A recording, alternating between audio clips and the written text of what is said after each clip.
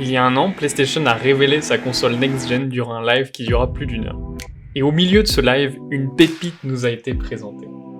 Un Disney jouable, j'ai nommé Kena Bridge of Spirits. Kena nous plonge dans un univers mystique, où la forêt renferme de nombreux secrets, mais aussi des créatures toutes mignonnes, les rottes.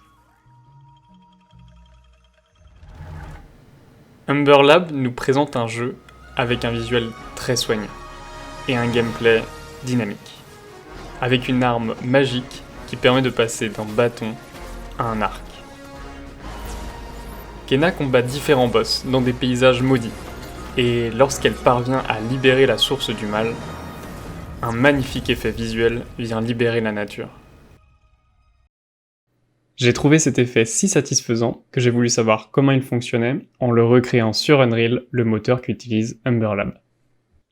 Pour commencer, je crée un projet vierge en 4.26, la 5 étant encore instable. Je pars sur le first person template car je vais avoir besoin de tirer sur une cible pour déclencher mon effet. Unreal offre des assets tous les mois. Je vais utiliser un des assets que j'ai récupéré les mois précédents pour l'utiliser comme base de mon développement. Si vous voulez recréer le même effet, vous pouvez utiliser l'asset du mois actuel qui est celui-ci, qui pourra très bien faire l'affaire. La map de démonstration fournie avec le pack est parfaite. L'environnement stylisé se rapproche de l'univers de Kena. Dans un premier temps, l'objectif va être de modifier le matériel qui gère la végétation pour que autour de la caméra, la couleur de l'herbe soit différente. Je commence par localiser le matériel de l'herbe. Pour faire simple, un matériel c'est ce qui va gérer la couleur et les réflexions de la lumière d'un objet. Dans le matériel, je vais créer un cercle de couleurs différentes en fonction de la position de la caméra. Je veux aussi renseigner un rayon qui va pouvoir être modifié par la suite. Maintenant, quand je me déplace, je change la couleur de l'herbe autour de moi.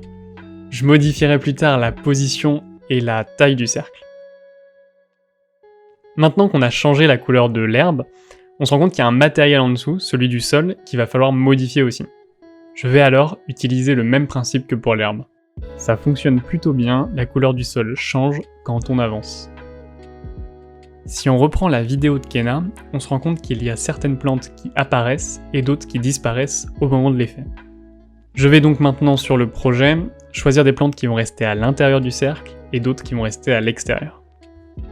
Je commence par modifier une plante en particulier pour qu'elle ait la même couleur que l'herbe un peu maudite. Ensuite, je retourne dans le matériel de ces plantes pour gérer leur taille en fonction de si elles sont à l'intérieur ou à l'extérieur du cercle. Pour l'instant, j'utilise la même base que lorsque j'ai modifié la couleur de la plante. C'est-à-dire que je trace un cercle en partant de la position de la caméra, et en fonction de ce cercle, je vais gérer non plus la couleur, mais la taille de la plante. À cette étape du projet, le rendu est satisfaisant à regarder. Maintenant, il ne faut plus que le centre de notre cercle soit la caméra, mais un ennemi.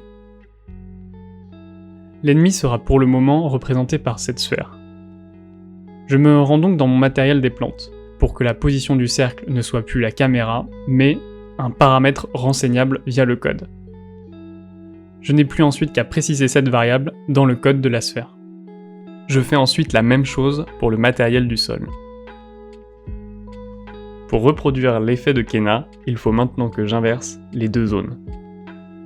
Dans un premier temps sur l'herbe, et ensuite sur le matériel du sol. Je vais maintenant pouvoir créer un paramètre pour gérer le rayon de mon cercle. Maintenant que le paramètre est créé et qu'il fonctionne, je vais pouvoir ajouter un élément déclencheur. Grâce au template que j'ai choisi à la base, j'ai déjà un personnage qui marche et qui peut tirer une balle. Il faut maintenant que je détecte quand cette balle va rentrer en collision avec ma sphère pour déclencher l'agrandissement du cercle. On se rapproche de plus en plus de l'effet que je voulais faire à la base, mais l'ennemi n'est pas assez visible. Je vais encore une fois utiliser un asset donné par Unreal, ce chevalier en armure. Mais avant de le mettre dans ma scène, il faut que je lui fasse prendre une position un peu plus naturelle. Ce rendu est loin de s'approcher de celui de Kena, mais j'ai néanmoins réussi à reproduire son fonctionnement. Pour améliorer le rendu, j'ai ensuite modifié les matériaux des arbres et des rochers pour qu'ils fonctionnent de la même manière que celui de l'herbe. J'ai aussi modifié la couleur globale de ma scène grâce au post-process. Et enfin, j'ai ajouté une légère brume. Je vais vous laisser avec le rendu final maintenant, n'hésitez pas à liker si vous avez aimé et à vous abonner.